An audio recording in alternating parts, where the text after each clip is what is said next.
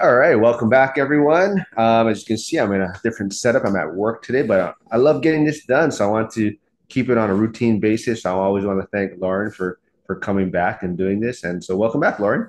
Thank you so much for having me back.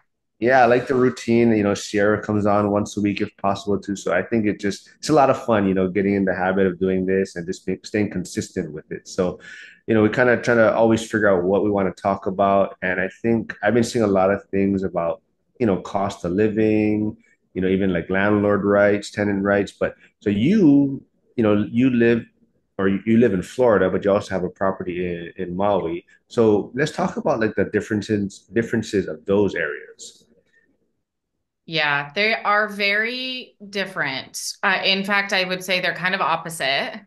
Um, I think that Florida is a lower buy-in. So, like for people just getting started, that's a huge factor. Hawaii is very expensive. And so, you have to have a lot more capital to get started. But the pro of Hawaii is that the payout is also higher too. And I would say that it's a somewhat more stable market in that there's just a finite amount of land. And here in Florida, they're doing huge housing developments, things like that, that can, you know, change the market that you started in. So that's one of the big differences is the buy-in and the payout. I'm not sure. Also, we've been talking for a few weeks now. I'm not sure if you ever really brought up where you're actually from, like where you're originally from. Yeah, I grew up in Idaho in a little town called Coeur d'Alene, which is now a place where a lot of people are moving. It's like a resort town. It's also kind of booming. So in a way, it's like it's like a triad of places where it's like the mountains is where I grew up, but then there's Hawaii and Florida. And Boise actually was the fastest growing city during COVID in the US. And do you own anything there? No, No. my family did, and my dad sold his place last year. So now my brother owns a house there, but I don't have anything. Yeah. So your first property you said before was you purchased in Maui, correct? Yeah. And that was kind of, but you were thinking of it more as like a primary residence, and you didn't really have real estate on your mind at that time, right? Yeah, I was living there. It was just I didn't even really know if it was affordable, if it was a possibility, but I have a friend who was a real estate agent and I was like, if you find something that is just really derelict and dumpy that can be like renovated, let us know. This was like 2016, I think, and ended up buying something like end of 2016, maybe early 2017. And that house, I think it was purchased for 400,000. I refinanced it during COVID, and the equity that I pulled out of that, I could use to buy two houses in Florida. So that kind of gives you an idea of that property now, though, you would never be able to get for 400,000. That was like the timing was perfect.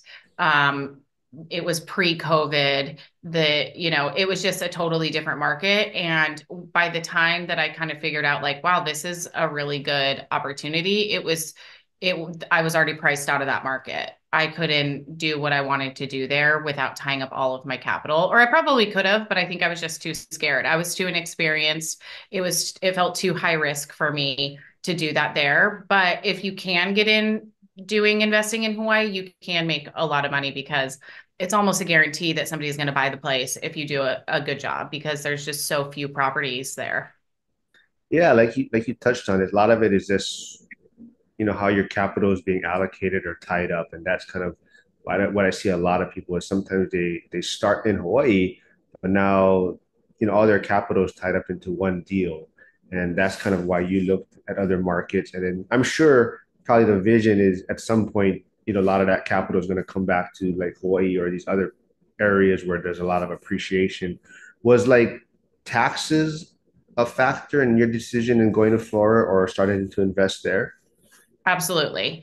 Florida, I do Airbnbs here, and I have a lot of friends who do Airbnbs in Hawaii. The short-term rental tax is 10%. So for the short-term and versus here, I think it's like 3% or something like that. So the taxes are way higher in Hawaii. But that being said, the tourist industry is very strong there and they limit the places where you can do Airbnbs. So if you have a permit to do Airbnb, you're almost guaranteed bookings because there's just so few of those places.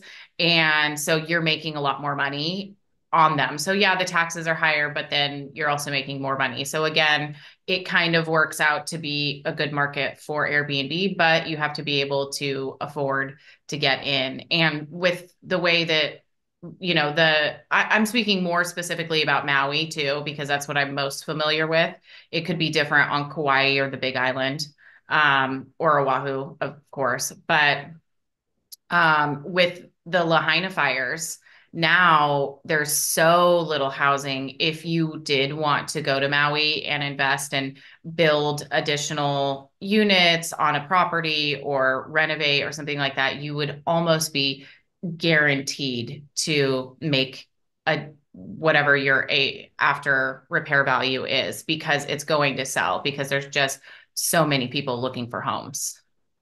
Yeah, so these are very two like completely different markets, like you're talking about. One has higher taxes, one is very more lenient on the tax side, and even just regulations. So, I do manage Airbnbs on Oahu in Waikiki, and I'm noticing that, like you said, you can make it work. It does work still yet. It's just definitely, the taxes, the regulations are a lot more challenging.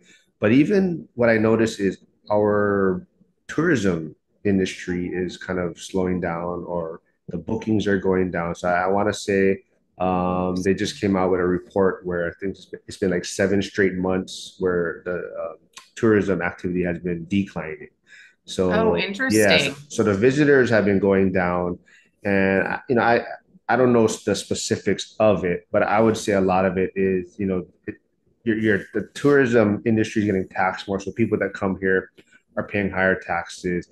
And honestly, there's a lot of homelessness now. The crime, I see it all over the news now. So those are a lot of reasons I think why tourism is being affected, and a lot of people aren't coming here or traveling here. And same thing, right nowadays because of the internet, social people can travel anywhere, right?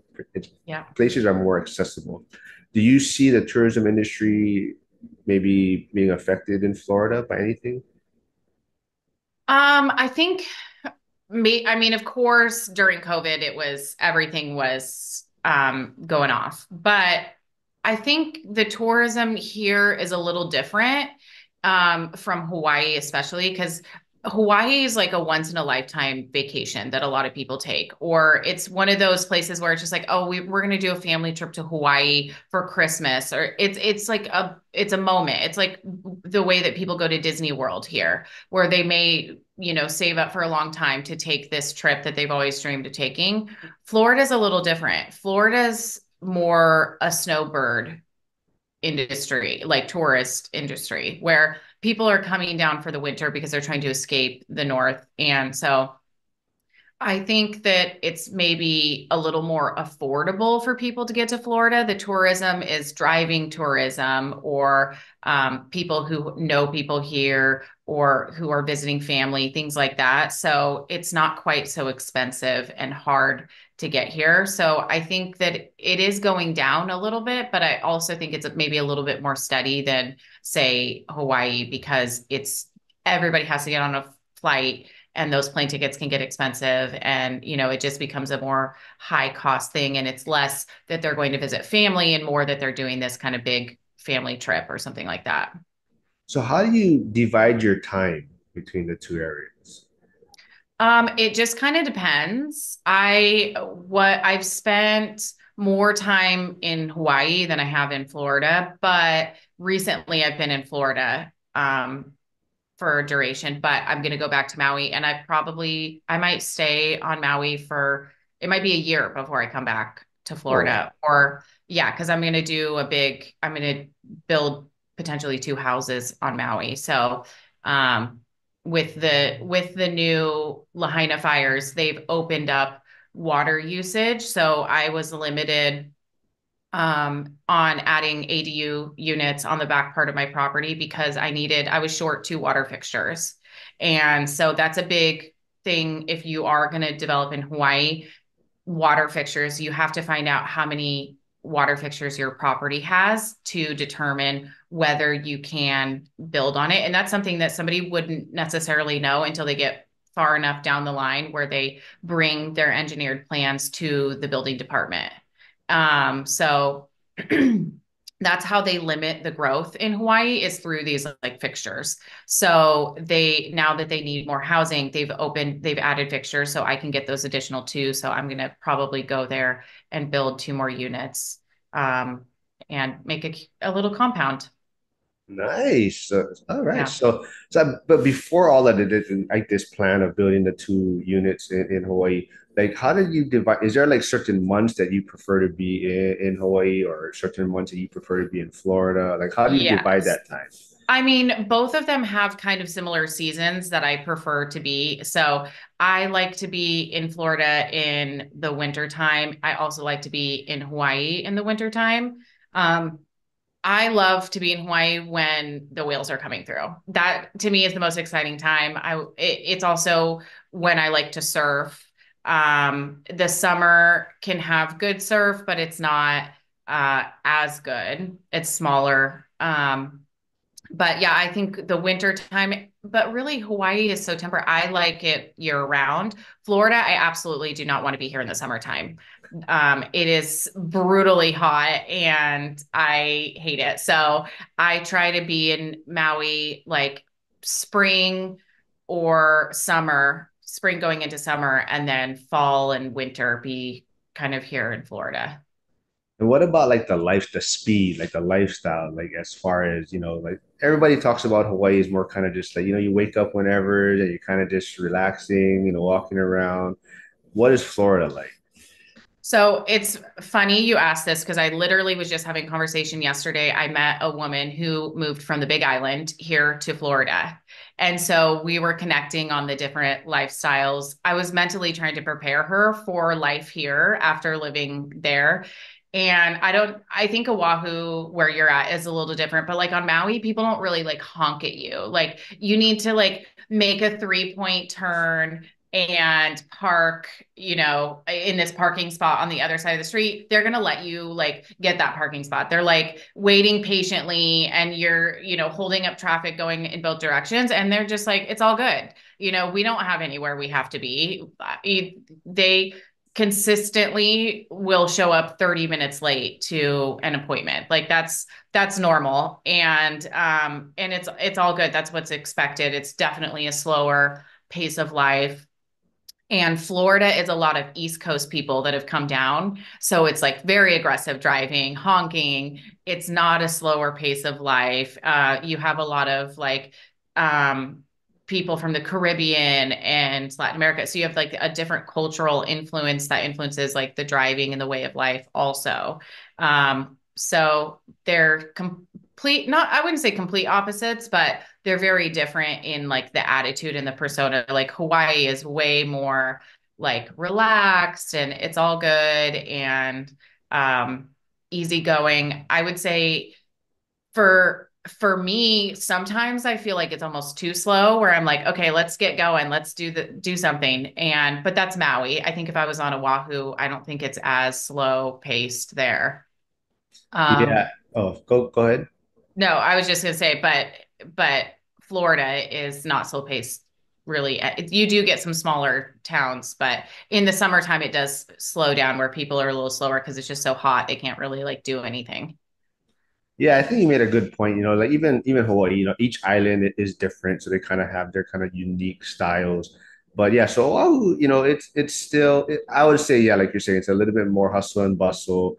People do drive. It's smaller than some of the other islands, but it's more congested as far as population, and a Mhm. lot of people are trying to get places.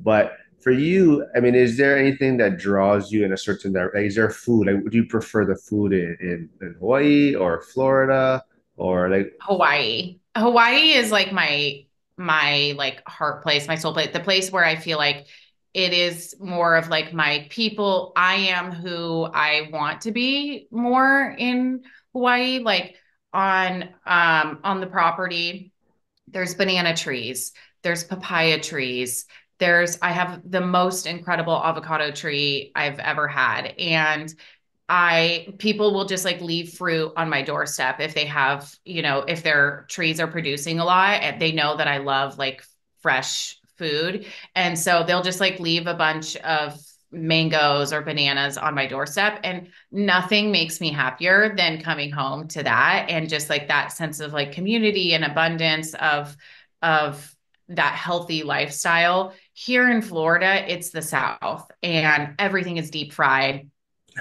and kind of like heavier, like it's like a shrimp and grits kind of culture. And so, like food wise, I prefer Hawaii. But there's other areas of Florida too. Like if you get down into Miami, I'm not including Miami in when I'm talking about Florida. Miami is its own thing. Like even people from Miami will say, I'm not from Florida, I'm from Miami. So that's a totally different thing. Miami has incredible food.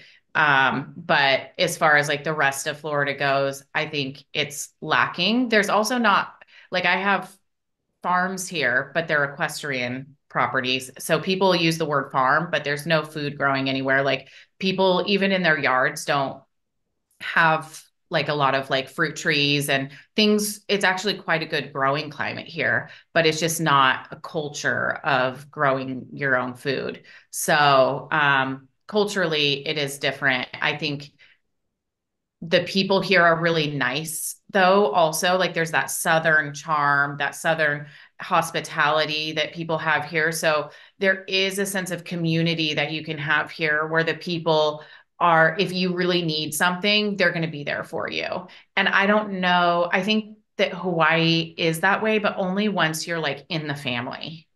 It's like that was my experience where it's just like people are maybe a little more weary of you until you're in the family, then you're in. But if you're an outsider, it can be a little bit, you can feel like an outsider. And of course, I look like I belong in Hawaii, so it's easier for me. But for people who don't, they have different experiences versus here in Florida, they're hospitable to everybody. So what I hear is like you love Hawaii, you love like the islands, like this is kind of the place that you want to be. But then you started investing other places, you have properties in other locations. So, a lot of people, when I talk to them, they think I'm crazy. Like, you live in Hawaii, you're in this beautiful place, but yet you want to either move or you want to start investing in other markets. So, like you feel the same way, it sounds like, right? You love it here. This is your place. However, you do see the obstacles that are here as far as cost of living, even like you kind of touched on it, like just getting permits or the building process. So is that also why you chose Florida? Like, is it a lot easier to get projects done or get work started? Absolutely. It's so much easier. There's a workforce in other places that Hawaii doesn't have. That slow lifestyle when you're trying to get a project done is incredibly frustrating. The building department's very slow. The buy-in of course is high, and the the culture of like that helping hand and like let's get it done is here. And so I really appreciate that when I'm doing investing. Like where I want to live is not necessarily conducive to where I want to invest. And I think there are a lot of really great places to invest that I wouldn't necessarily want to live. So those don't have to go hand in hand for me. And I kind of like having them separate too, because I enjoy going to different places and seeing different parts of the country and having a little bit more of a mobile lifestyle. So it works for me because I enjoy flying to Florida. There's incredible conferences that I've gone here. There's so much here that allows me access to more things. Like it's like a 2.5 hour flight to the Caribbean. I love that I can come here and get to Europe in 7 hours. So there's an aspect to it that allows me to be slightly mobile and have places in different places that offer me different benefits. Well, So yeah, let's stay on this then. So, like, when you go from Maui to Florida, do you kind of make other business stops in between, or do you just kind of go when it's up Florida to Maui? Like, how long does that take you that day? no, I usually make stops. So I went to school in Santa Barbara. My brothers are in the Bay Area. So I'll usually stop, visit my family in the Bay Area. But I also have friends in LA and San Diego. So I'll stop and see people. Maybe there's something I want to do in Las Vegas. So I could do a stopover in Las Vegas, and I'll usually time it out so that there I can stop and see people or do things that I want to do. So yeah, I usually almost never make it go in like one full stretch. Oh, It is a long flight too. It's 5.5 hours from the East Coast to the West Coast, and then another 5 hours to Hawaii from there. So it's a 10-hour or 12-hour journey if you're going in one fell swoop. yeah, when I go to North Carolina, yeah, it's a whole day event, and you're just spent by the end of the day. But it's fun, like you said. So like you said, if you can plan certain things along the way, I think that's a great way to do it. But yeah, I love that. Like you said, you kind of are on that two spectrums of the the markets. Like one, has higher taxes, one has less taxes, the kind of building side of it. So, I know a lot of people they would always talk about if they could start over, they would start their investing journey a different way. Would you have started with that first property in Maui, you think, if you were to start over now? Absolutely. Yes. I feel so incredibly lucky and grateful to have that place because I do want to have a little piece that feels like home, you know? And even though I don't live there and it's acting as an investment property, I love knowing that someday I will have this place and I'll plant fruit trees and I'll make a nice little edible garden and I'll be able to like live there or go back anytime I want. um, but I think if you're getting started, just get started any way you can because it could be also in 10 years, 15 years, I don't even want that place. Or maybe I have enough money to buy another place that I prefer more, that's closer to the beach or something like that. So who knows what's going to happen. But for right now, it really does suit my lifestyle because otherwise it would be a lot harder to go. If I just had investments in Florida, it'd be harder to go back to Hawaii. I would just have to go stay with my family, which, I like having my own place. That's a great point. Like you're saying, kind of just, you don't know what you're going to be doing in 10 years. Your plans might change, but if you have the opportunity to get in any market, right? And just get in, take advantage of that. And, a lot of times people's plans change. Like I said, I never thought I'd want to get out of the fire department early, things like that. So it's like you don't know what the future holds. But if you have the opportunity to get a property now and it makes sense for you, then I think that's the best way to do it. Whether it's in Hawaii, Florida, like say Idaho, if you can Mhm. take advantage of getting into a property now, that's super crucial. And then you just have more opportunities, like you're saying, that house or that home in Maui, it's kind of like a fallback option, but it also gives you capital to use the equity to take other places to invest. Yeah. So I love that. Yeah. But I but mean, yeah, it's just like get as many places as you can and hold on to them as long as you can. Like that's truly the whole goal is to just own as much as you economically can, like your loan to value, you want to make sure that you're not overextending yourself, but to be able to grow at an efficient pace to own as much as possible and hold on to as much as possible. And that may mean you start in Ohio or Illinois or something, Kansas, somewhere you have no interest in living or being. And that helps you get to that next level. But the main thing is just getting started wherever you can. yeah, great information. Yeah. The last thing I want to leave with is just, when thinking about where you're going to live or invest, so like they came out with a report, like Hawaii to live comfortably, it had a report saying you need, as like a couple or family, like $290,000 was what you would need to earn to live comfortably in Hawaii. So Annually. yeah, so on that chart, it's all a lot of West Coast, California, Hawaii was on there, but it was in that area. In the 250s to 300,000 is what you kind of need to live comfortably, and I think that's why, like what you're doing, like you're trying to build income, passive income, start a business. Myself trying to get rental properties out of state, but it's all about, like you're saying, get assets, hold on to them, get as many as you can, and then down the road you can kind of figure out how to allocate things and get better returns. But the biggest thing is owning assets, and I think that's the number one thing because nothing's getting cheaper. Everything's going up in price, inflation, and assets is kind of like I said, inflation is a feature, right? It's not a bug. So you want to own Yeah. assets, and your money is just getting devalued every day. So Yeah. One other thing I'll say is, Florida doesn't have what I love about Hawaii is it has the mountains, the volcano and the ocean. And there's a sacrifice that I've made being in Florida because the lifestyle isn't there. So, if you can partner your lifestyle desires with a place to invest, like you like being in the mountains and you want to invest in like Salt Lake City or Boise or something like that, that can be a good thing too, because you will enjoy your life along the way more.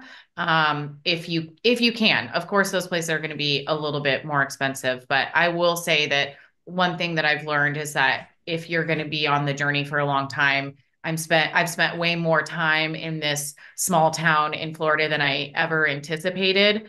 And it has been a sacrifice of my lifestyle and I've done it for 3 years and I'm grateful that I can take what I've done and turn it into something else. But if you're going to go more slowly and ride the equity up over the course of 10 years, it might be a good idea to choose a place that you enjoy being or enjoy going to a little bit so that you can have a little bit of joy when you are doing your real estate stuff.